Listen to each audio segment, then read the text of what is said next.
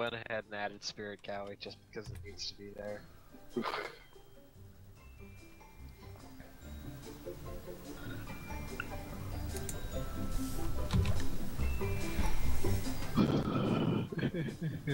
Puff puff. Looks like you're live. Oh, didn't notice. Surprise! What is up, everybody? Hello. Alright. I reset for no reason.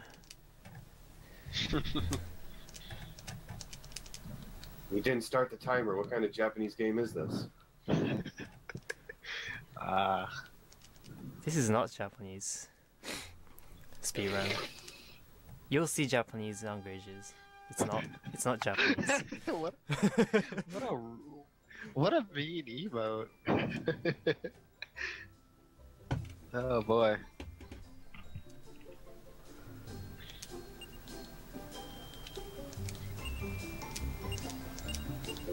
Alright.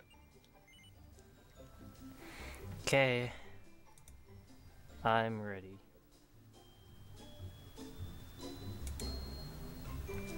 Oh, good luck on the run. Good luck. Who's gonna count down? Me? It's you're the one running. Go ahead. Okay.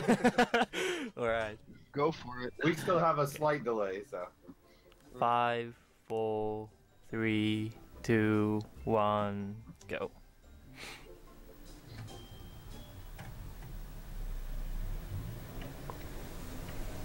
Alright, everybody, welcome to Dragon Quest V, the glitched PS2 version.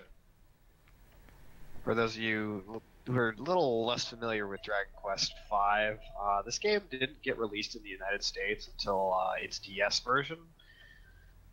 So we didn't actually get a chance to play this game on the SNES or the PS2 version, which we'll be showing off the PS2 version here. The specific reason for why the PS2 version is because the PS2 version has a glitch which allows this game to be beaten in less than 50 minutes compared to the DS version, which is around 5 hours, and I'm not sure how, or 5.5 to 6, and I don't know about the SNES version off the top of my head. Dude, I can't watch this. I have to watch it on the feed. It keeps locking up on me. Okay. So I'll be a little bit behind. Alright. Yeah, this game has a lot of glitches. Not just one, but a lot of glitches. He's gonna break this game considerably. And it's gonna be fun to watch because reasons. You'll see. Yes. So for those of you who are familiar with this game, though, this is a game where you play as a nameless hero. Like every Dragon Quest game, you get to name your hero, and in this game, he grows up from a child to an adventurer. And although we're not going to be doing much of that in this run. Yes, we're gonna skip. Oh, the first. Go ahead. Oh, go ahead. We're gonna skip a lot of stuff because thanks to glitches. So you'll see like 5% of stories in this run. We've seen enough story this marathon. We don't need any more story. Yeah. Yeah, but the first 10 minutes of the run, though, is absolutely normal. Nothing special to see here. He actually has to do a little bit of progression before he can get to a spot where he can glitch. Yeah, so what he's doing here is just collecting items on the ship. The ship, you're just supposed to trigger a few story triggers in order to move on with your father, who, in English version, I believe is Pancraz. In this version, his name is Papas. Yeah. And he's collecting a certain amount of items because he is going to use an item duplication glitch later. And he has to have at least 13 items in his inventory in order to pull off the glitch. Which we'll get to when it happens. But the game starts off story-wise with your mom dying the day you're born.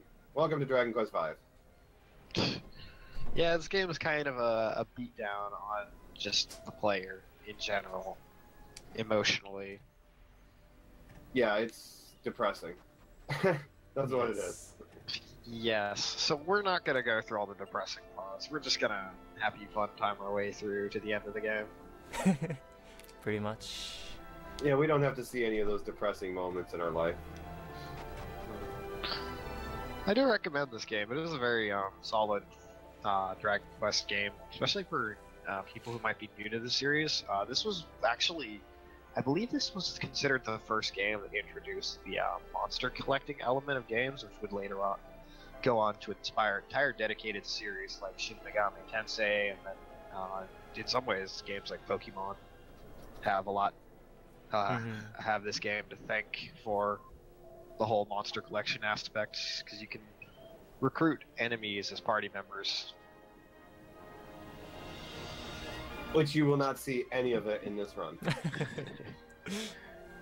Everything we just said, ignore it, because we're not going to do any of it. Yeah.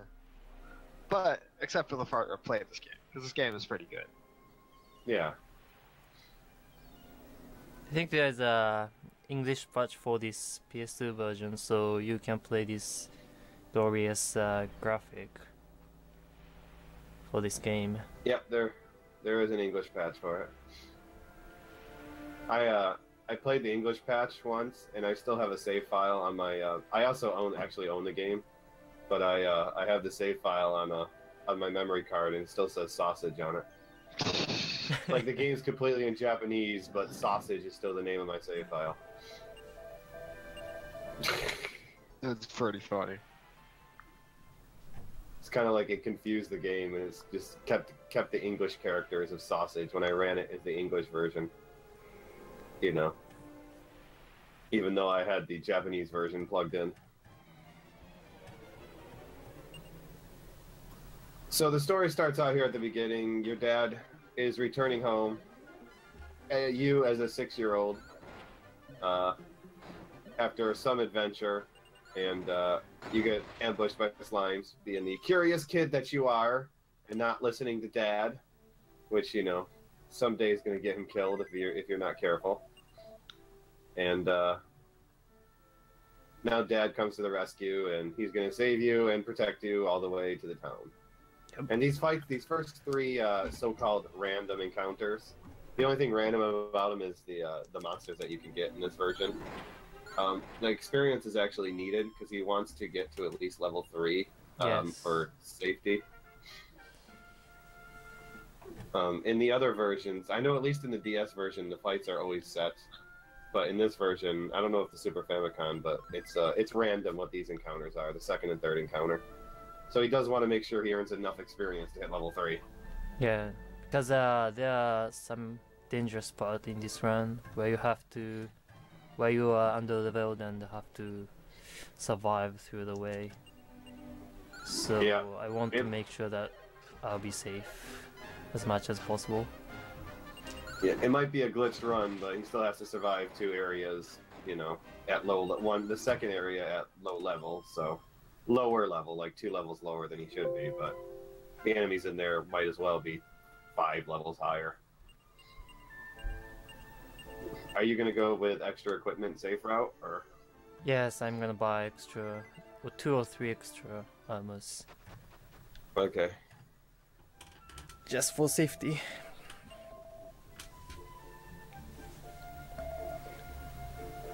Yeah, if you're going for a world record attempt in this, you generally run through the towers basically naked. Yeah. And pray that you survive. Just seems like the world time. record. Seems kind of like the world record attempts for any of the games in the series, just really risky routes. Yeah. Well, yeah, that's how you beat it fast. Reset heavy. Yeah, I think Hoishin has a 39-minute time for this game right now. And Pingval I think Ping has the world record 38 at 38 minutes. I only have 42. I'm bad. You just don't reset enough. Yeah, I just haven't done enough attempts yet. Yeah. I'm bad and should feel bad.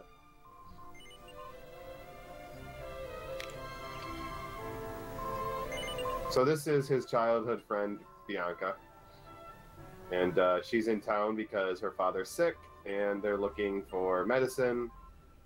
And she's going to take you upstairs to try to read a book, just to realize she opens the book, and she's not old enough to read the book. She's only 8 years old in this version.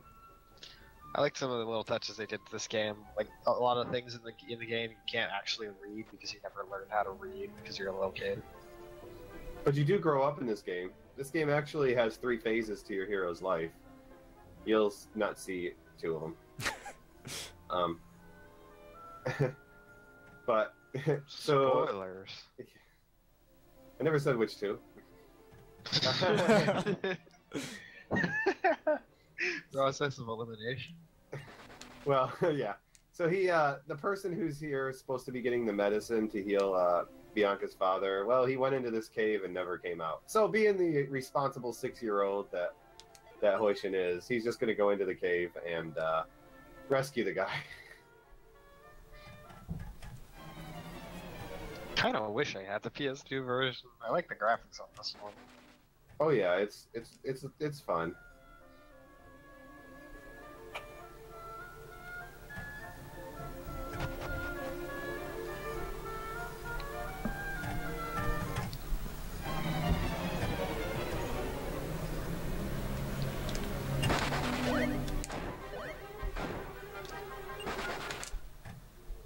So this is the first 10 minutes of the run where you basically just have to follow the story, because he can't really do anything until he gets to the next town, which is after he saves the guy stuck under a rock over here.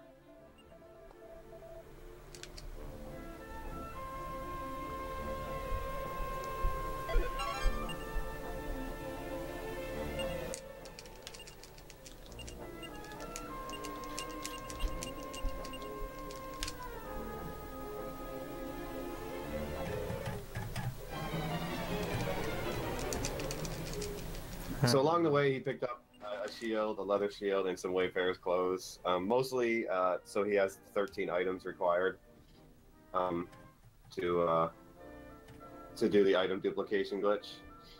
But in this case, he's going to use some of it as protection. Now he wants to die. Death warp. So one of the things about this part of the game is, I'm guessing the developers didn't want this whole, because the Dragon Quest characters die, they don't want this whole you play as a kid and then you die as a kid. So you kind of just warp out of things, and they don't treat it like a death in the way that they usually do, and this is going to be very important. Yeah, it's like you went coma for a second and you woke up. Or stuff like that. You tripped and fell, and oh, what am I doing here? And out of the cave. Wow, my feed is so far behind that the actual stream is farther ahead. This thing is lagging so badly for me that actually the stream is actually farther ahead. So he picked up a strength seed there, which is what he's going to actually item duplicate because it's worth some money. Yes. Money is good. Shoutouts to money.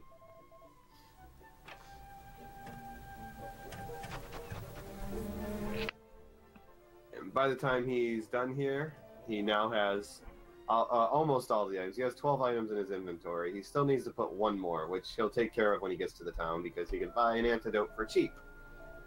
And the antidote will put 13 items in the inventory.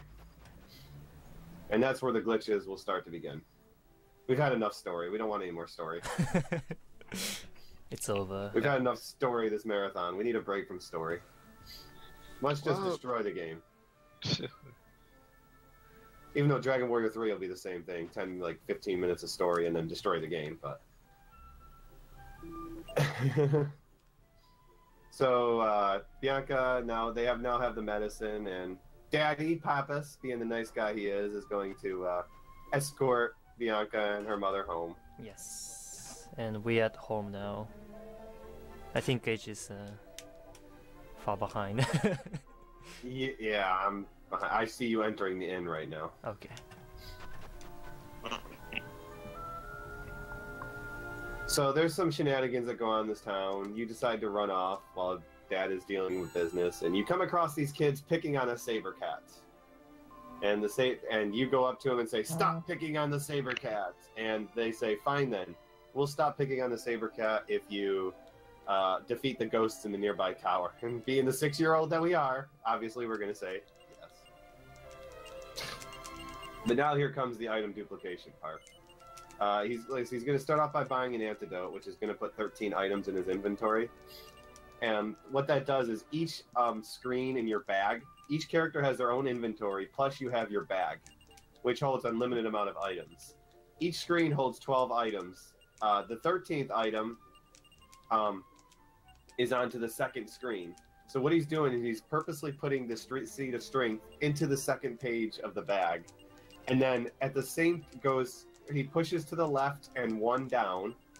So if you push to the left, you'll be to the second, in this case, the second item in the inventory, and you push down so you're just below where the slot of the item you want to duplicate is on another page, and you push to the left and the select button at the same exact time. You will duplicate the item into someone else's inventory, and he's going to do that a couple times in this run. In this case, he's filling up on strength seeds. So he can sell them for money, because he's going to need the money for a couple reasons. One, he needs to buy Chimera Wings so he can teleport around. He needs some herbs in case he gets destroyed in the towers. And he needs money to buy the wagon, which you're not supposed to have the wagon until you're all grown up, when you're a big kid. But he wants to be a big kid now, because he's like a Toys R Us kid. And the wagon is how he's going to really break this game in several ways.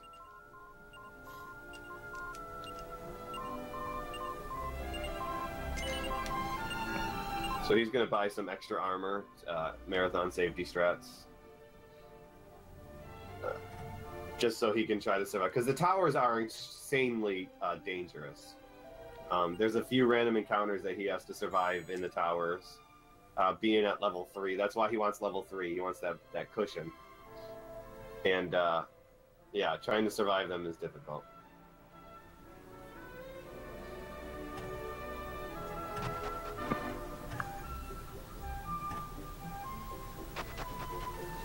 So they get to stay overnight here at the town because, hey, it's late. They don't want to go over. They don't want to walk home. And conveniently, your dad gets sick also, so which gives you all the time in the world to go through the haunted manors.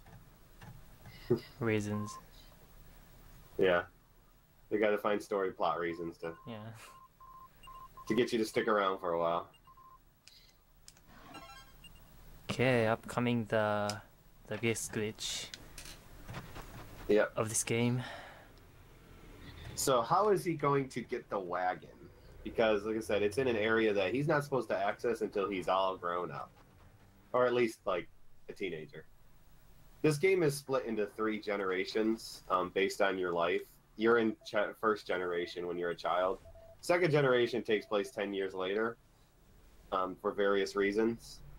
And at that point is when you have access to Fortuna. I don't know what the name of it is in this game, in this version. Oracle Berry. Exactly what he said. I'm going to say Oracle Berry? Yeah. Oracle Berry, more like okay. English. Okay. And now I open the tray. Oops. Got it. Any oopses. So yeah, go ahead. It's just so the game loads the world map in tiles. Oh, you gotta do an encounter right away. In tiles, and what happens is if you open the system tray, you could still move, but the game can't load any more tiles on the world map. So you're only in this one tile that you're at. So doing this, he can actually go out of bounds, move around, and then pop back in bounds wherever he wants on another tile set. Yeah. The one problem with this is, for some strange reason, you can still get into a random encounter, even though the system tray is open, but the encounter won't actually load. So you can get into the encounter, but it won't load the encounter. So you have to actually close the tray in order to get the to load the random encounter, which means you have to start the entire section over again. But I think Koishin has a manipulation here. Ooh. Where once he almost has a manipulation. I failed it. I made a bit of a mistake in input, but yeah, it always works if you do it perfectly. Yeah, and you'll see the out of bounds there, the edge of the world, where he just walks up to it and is like, "Oh, I won't mind." You saw a little bit. Yeah, but I saw it eventually. So ordinarily, there's like a body of water with the ocean that you're not supposed to be able to cross as a kid, but because we can just walk out of bounds, we can just avoid that altogether. This is exclusive to this version because every other version of this game is on a cartridge. Yeah, so this is the only, it only works in this version. But yeah, he has a manipulation where he basically that's why he's resetting the game, is because the manipulation he has is after he gets into an encounter, he can just do the certain inputs that allows him to hopefully get to Oracle Berry now without an encounter. This is one of the biggest RNG parts of the entire run, if you're not manipulating it. I keep making mistake. Yeah. It's gonna be fine. I'm gonna get this time. Oh, you got 50 minutes. You got times for mistakes. Yeah. This is only a 40-minute run, so. First time I ran this game in marathon, it was RTA marathon in fall in last year. I had to grind this section for like 10 minutes, and it was really a disaster. Yeah. We've been watching 16-hour runs. What's 10 minutes? Yes. I made plenty of 10-minute mistakes. You're fine. Thank goodness I don't run. I run the one game that doesn't have that. It doesn't have RNG, basically. It has RNG. Except for the enemies that pop in front of your way on occasion. Well, and if you die, you're just kind of like, well, I'm set back. But this is one of the two major RNG parts of the run, is trying to get to Oracle Berry and then trying to survive the towers. Okay, we got this. Nice. Awesome. So what he does is he goes out of bounds, and my stream is so far behind. Then he comes back in briefly in the ocean. That actually resets the encounter rate, but it also puts him technically in the ocean. So until he gets to the next landmass, he can fight some insanely difficult encounters that he won't win. So he walks through the bottom of the map, follows it over to the edge, and then counts a certain amount of steps in the northeast direction and then east, and then closes the tray. And if it's all timed out perfectly, he'll land up right on top of the town. Yeah. If it's timed badly, he'll probably end up in the middle of a mountain. We did it. No, that's the volcano. I do that all the time. I always end up in the mountains near the volcano. Nice scenic walk through Limbo. Yep. So this is Oracle Berry. This is where you buy the wagon. The wagon is used for monster recruitment. Once you get the wagon, you can recruit monsters. But in this case, he's going to use it to stow away party members, to stow away Bianca. So she's not in your party anymore. To kind of confuse the game. Yeah. Oh, that's going to confuse the game horribly. Yes. Because remember, you're not supposed to have the wagon now, so the next step is to go to the towers, the haunted mansion, and actually do the story as you're supposed to. And since you're not supposed to have the wagon, the game expects you to have 2 party members in your party through a specific cutscene. And when you remove one of those party members, well, yeah, the game is going to do something very interesting when it throws a temper tantrum. A lot of cases in the game, if you do that, it just soft locks the game.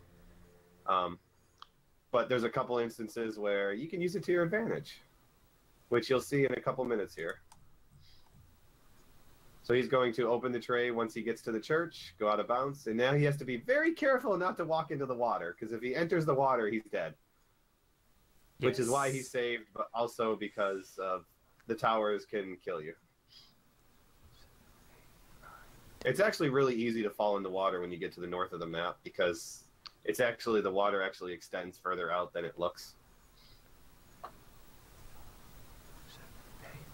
So in this case, he's going to walk left from the edge of the map about 11 seconds, north, up and left for about 7 seconds, and then close the tray, and he should end up right on top of the Haunted Manors.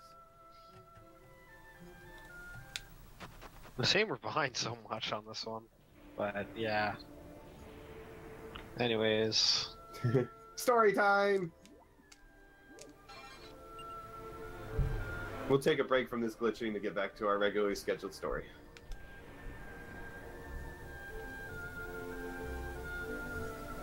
So, I'm not familiar with what the name is in Japanese, but the English version of this place is just called Up to 10 Towers. Yeah, up to 10 towers.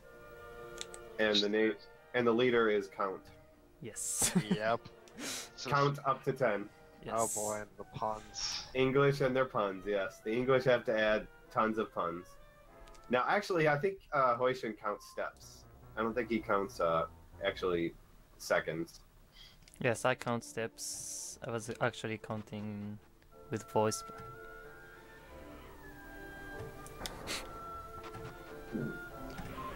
So this is supposed to be a really spooky tower. Like, you start off by Bianca getting kidnapped by a bunch of skeletons and thrown into a tombstone. Like, it's supposed to do scary things to you. Ooh. Yeah, so what this tower does is anytime you run out of health, you wake up in a coffin. And then you're just like, oh, well.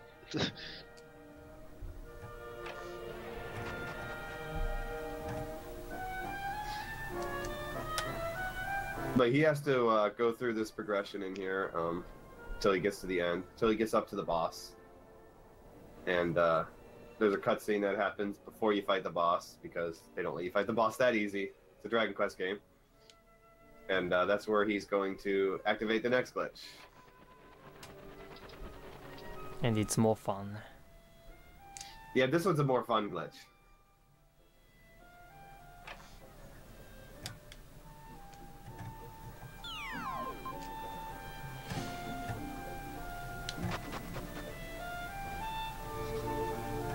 So yeah, he goes downstairs, he sees the crows flying off. Ooh, scary crows.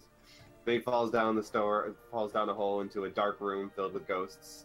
But the only way you can navigate that room is with a torch, which the count up to 10 here is going to ask you a favor to eliminate the nasty ghosts in this area. Hey, I resent that. Are you the nasty ghost? No, I'm the king ghost. Okay, well, you're not nasty then. You're not nasty then. You said king. And, you know, he tells you about the torch. So yeah, this encounter here is not that difficult. The first one he came up. They can if they sap your party, if you stick around far enough, then they could do some damage to you, but they're probably one of the nicest things outside of ghosts to see in here. What he doesn't want to see is mad candles.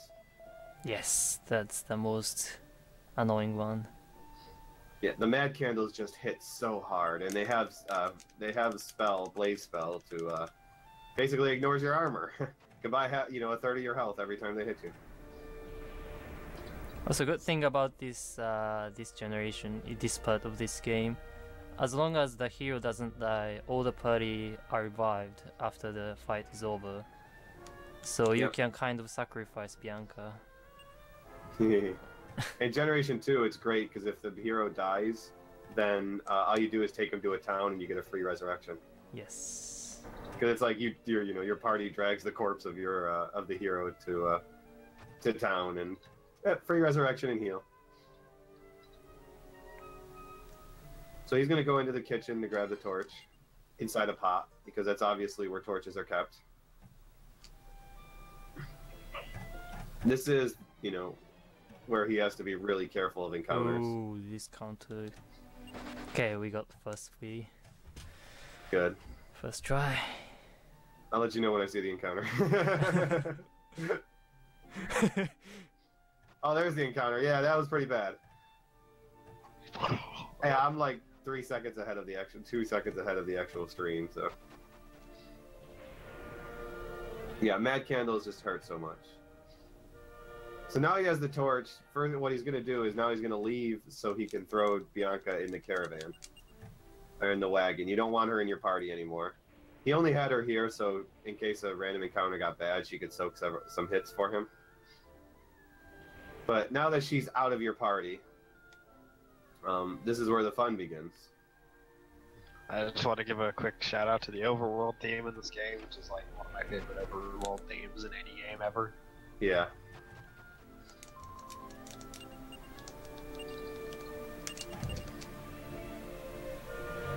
It's good, it's good.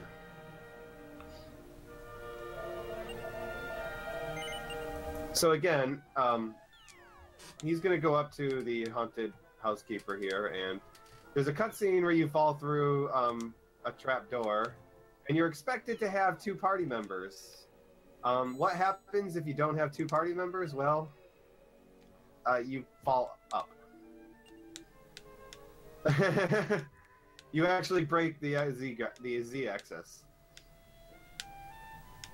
And that basically destroys the game. You'll see he's able, even though his character and Bianca are standing on a giant plate right now about to get eaten, he has free reign to go up and down because the real him is right there. He confused the game so much, but he's able to break the Z-axis, which allows him to basically avoid any encounter that he wants in dungeons now, and go through walls.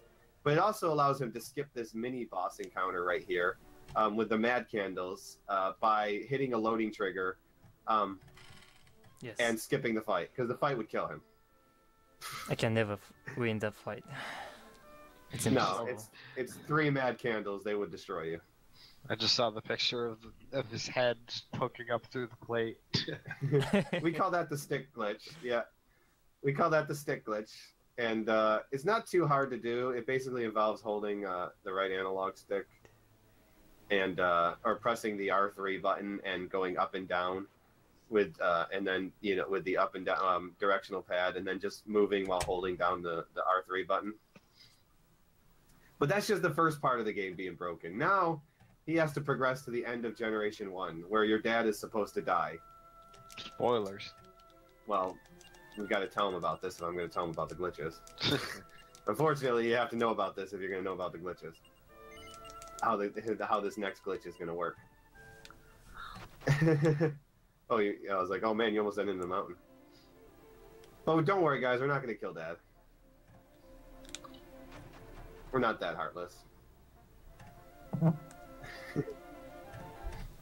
So you're gonna notice walks in, skips over any triggers by just flying over it. Never gets old. Most triggers are only when you're on the ground. Now the game is actually really confused when he gets into this fight here with seeing your dad fight these enemies. The game's not used to having Bianca in your party, so it doesn't actually is not actually tell the game to remove Bianca from your party before the encounter. So she's in this fight, and he flees, so she dies off, so she won't gain any levels here, because she'll gain at least 2 levels from this fight. And yeah, Daddy to the rescue, kind of. Oh, also we have the saber cat from that we saved. Oh yeah, now the saber cat's in your party too. So now he has to. Poor Saber. Yeah, we didn't save the saber, but it's here. Yeah, you saved the saber. You just kind of kidnapped it from the kids. That's all. Just stole him. Just like, hey, thanks. Thanks. So he has to go through this raft ride where he. There's a whole scene where a prince that you meet gets kidnapped, and you're in here to save him, and of course your dad says don't follow, and you're like, okay, I'm following. And in order to trigger the next glitch, he needs to actually ride the raft up and free Prince Harry from his jail cell, because that will set a flag. I kind of gotta there's 2 glitches that are gonna happen almost back to back.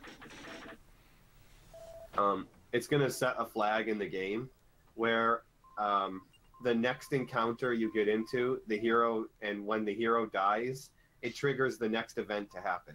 In this case, the hero is supposed to die. You know, you're going to get into an unwinnable encounter at the end of this dungeon, and the hero dies, your dad comes to the rescue, and goodbye, Dad, and all that good stuff. But if you skip that encounter by flying over it, you never actually clear that flag in the game. And that flag is going to have some very interesting results. Keeping in mind that, you know, every time the hero dies, the next event happens. And if it's in the case of a fight, the next event is to end the fight. So effectively, dying means you win. You win. Yep. So to get past the bishop here, or whatever, Gemma or whatever his name is in this version, he has to fly all the way up because the trigger for this is really high up.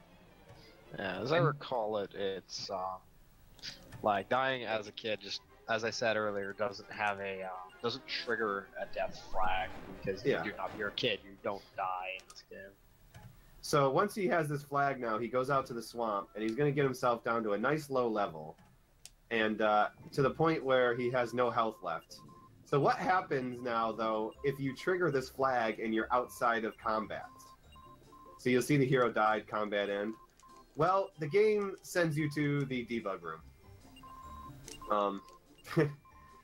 I don't know this exact reason why they do that. I don't know if it's because it's like a failsafe or oversight in programming, but dying on the world map with that flag sends you to the debug room, where you see younger versions of Flora.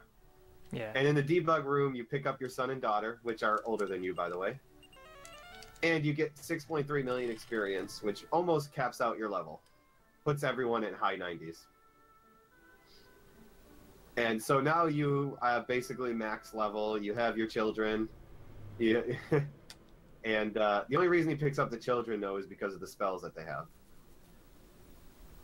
And yeah, so he now has a party filled with his wife, Ish, because she's still 8 years old, and your children, who are also, I think, 8 years old.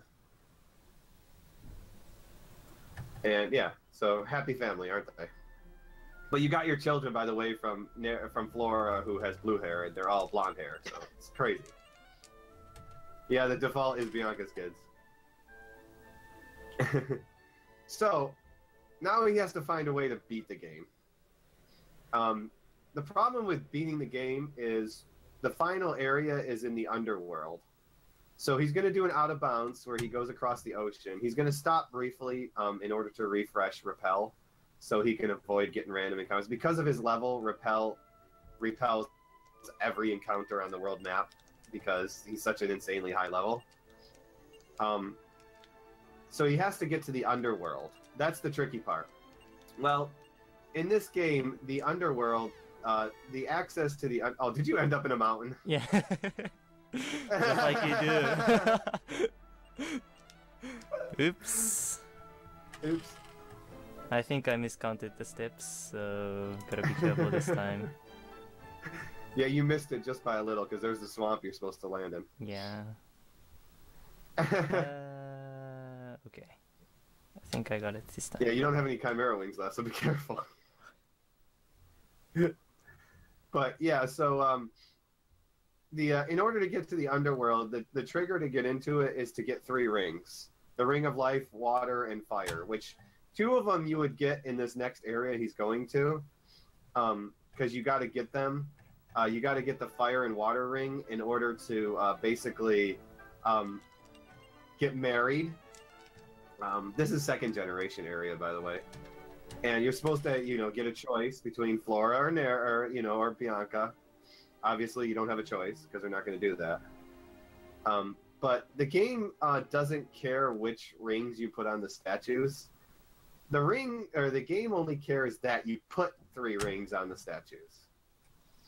That's all the game cares about. So what he's going to do is he's just going to enter the town to get the return point so he can zoom back to it. And then he's going to go to the volcano that's nearby, because the volcano has the Ring of Fire, and it's the fastest ring that he can get. And once he gets the ring, he's just going to item duplicate it.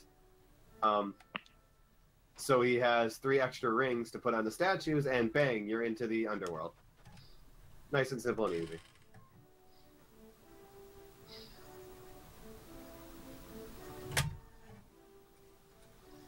And because he has the stick glitch, well, the volcano doesn't take very long to get to.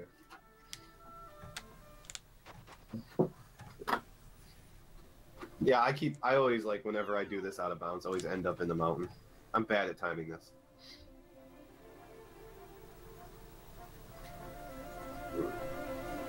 So he's just gonna hop, skip, jump all the way through.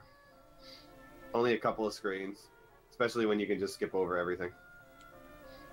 That's a nice thing that if you're using a stick glitch, you get no random encounter. So yep, you really encounters don't appear in space. Yeah, you really just have to walk.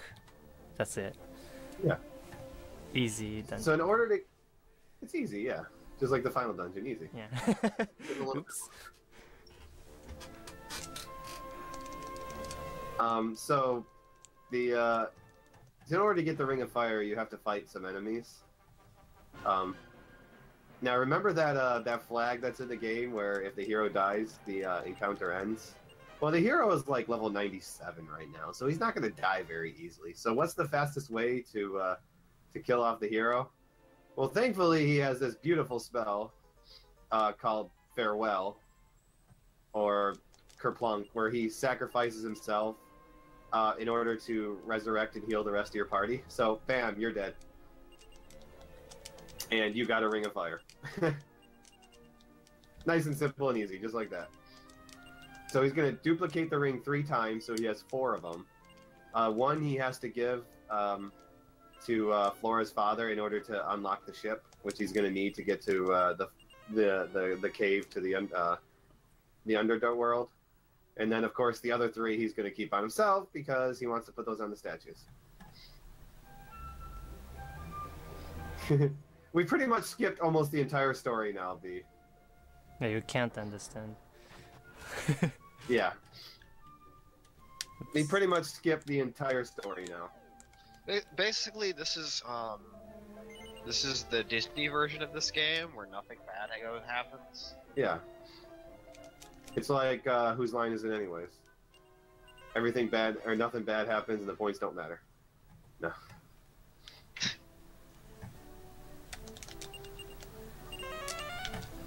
So he's gonna have the ship now, he's going to out of bounds his way, right up to the cave that leads to the Underdark.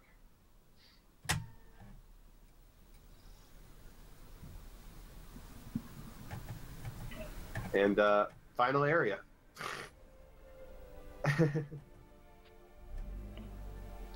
Lavitz isn't kidding when he says this is darkest game yeah. of the series.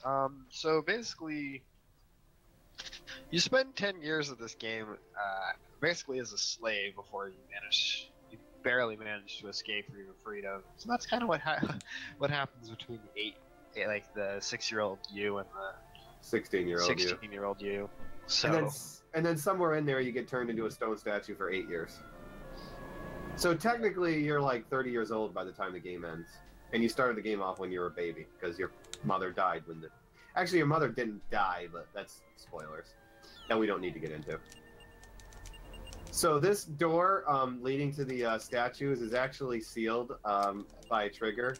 And you can actually skip over it by just... using the stick glitch to go just beyond the door. You can't go that far beyond the door. It's very precise. And then he drops off the 3 rings of fire, which takes him to the World of Darkness. And the first thing that happens when you reach the World of Darkness is you have a conversation with someone who gives you the Sage's Stone. But if you actually just fly over the trigger and then enter the zone, or exit the zone through the entrance, you can skip over that cutscene. And the funniest thing about this, though, is he beat the game so fast that the final boss, Mildred, didn't quite have time to finish building the underworld. So apparently they only got as far as the bridge. Yeah. And they forgot to build the other part of this world. So it's a convenience for him to just go right to the final dungeon.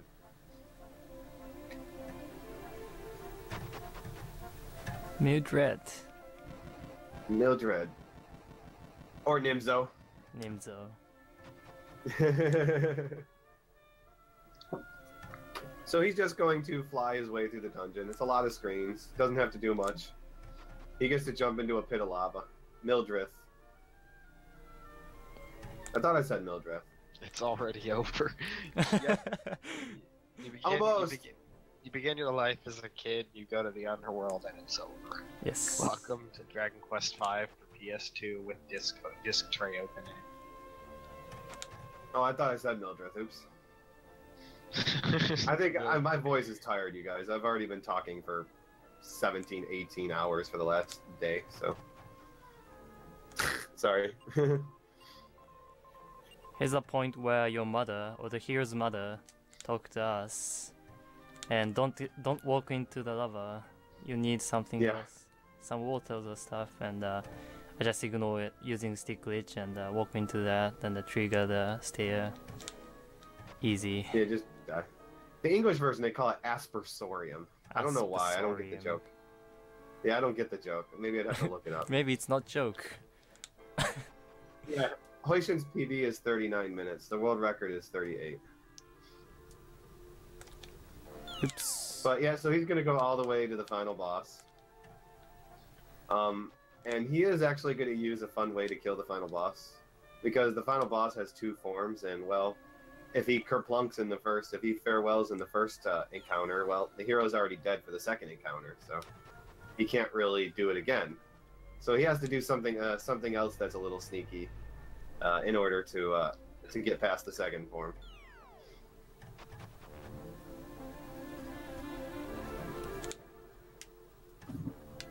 Okay, now we're in front of the final boss. But since we have the control, I can just fly around. Yeah, you can fly around, but the trigger doesn't actually happen for the final boss unless you like. Actually, you can go up and down after triggering the platform. But I mean, you can't actually fly around the entire area. Yeah. It's actually kind of nice flying around the area. There's all kinds of fun things to look at. But you can get lost too. Well, I can't show you. There's a door below the boss. You can see. Yeah. So the first phase, he's just going to, again, kerplunk, goodbye. Get ready on time soon, too.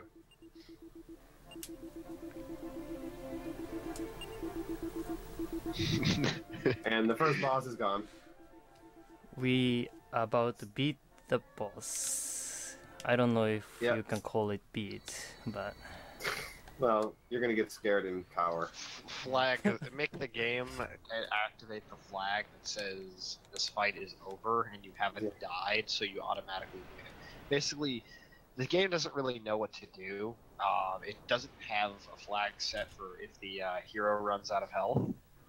So when you run out of health, it sets a flag that's like not oh, the player died, but it's not prepared the time. fight's over, so it's just time. It's over. It's so over. Yeah. So the final fight, what he does is he runs away. GG. That's all he does. Because when he runs away and Nimzo attacks, it gets around to the hero's turn and he's dead. So flag. Yes. GG. So he runs away from the final boss to win. Yes. And he blows up. And here is the ending.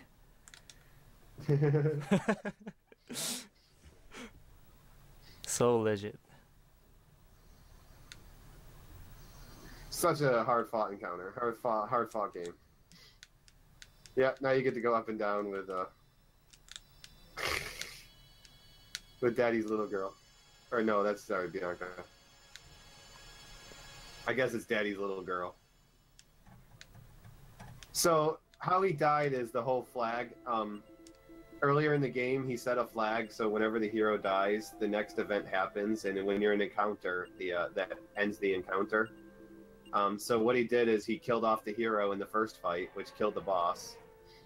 And then in the second fight, since the hero was already dead, all he had to do was have his turn come around so the game could recognize that he was dead. So he ran away as the fastest measure to get his turn to appear. And the game was like, oh, he's dead.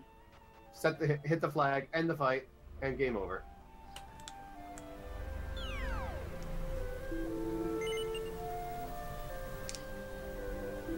Okay. So yeah, this game is really broken. Yes. So now we triggered the ending. We could show you the ending. It's a little bit interesting because the game is broken, but I think yeah, I'm gonna keep it and pass it to Ghost King. I think Ghost King is gonna need a couple minutes. Okay. His wife died right at the end, so he's offline, or at least went offline. So feel free to keep showing some of the ending. But yeah, Hoishin will be playing this at RPG Limit Break in about 5 or 6 weeks. No, the DS version is not as broken. The DS version has like one glitch in it, and it's really just a goofy glitch more than anything. We call it the ship glitch, where you basically can ride the ship or the flying carpet on the world map anywhere, including on land. You can ride the ship, but it only works in one specific spot. So, like I said, it's just a goofy oversight glitch. Although I believe the Super Famicom version of this game actually has a very nice glitch called the Holy Water glitch, where you basically turn all of your attacks into crits and have like 100% monster recruitment. I think that's exactly what the Holy Water glitch does. So time for your victory tour. Oh look, the Prince Harry is all grown up. Or wait, no, Prince Harry's a little kid. Or is he all grown up? Or is he a little kid? As you see both versions of him in the ending screen.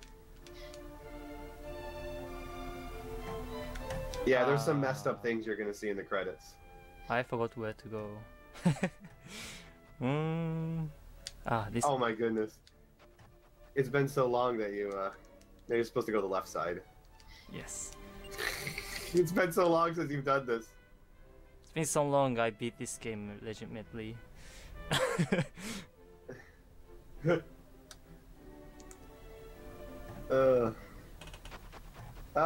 you go? So we are supposed to be riding the dragon now, but do it again. I wasn't looking. Yeah, he's supposed to be riding the dragon right now, and he skipped over the trigger. And we stuck here. Yeah. GG. GG. Well, actually, if you spend 5 or 2 or 3 minutes, it triggers the next trigger, and you can warp to the next town, but it's gonna take a while. Okay, I hadn't seen that one yet. Yeah, he did the first 10 minutes or so not glitched. He did the first dungeon not glitched. Does that count? Yeah, pretty much. There's the glitchless part of this run. Yeah, normally like the Japanese world record for this game is like 5.5 hours or 5.5 hours if you play the game legitimately. But yeah, you can glitch this. Dr. Aegon is a PhD because he's a doctor. He's a whale biologist. I guess Ghost King is back, so I'm gonna pass to him. Sounds good. All right. All right. And it sounds like since we're pretty far ahead that he's going to be doing a different category than any percent. Yep, we'll be doing 100 slimes, so stick around once I get this all going. Yes. But good job, Hoishin. Thank you. Good job. Thank you for commentating. Thank you for watching. Oh yeah. Be right there on the couch with you in 6 weeks. Hopefully. Yes. Looking forward to it. All right. Alright, I have to redo my thing, because my game got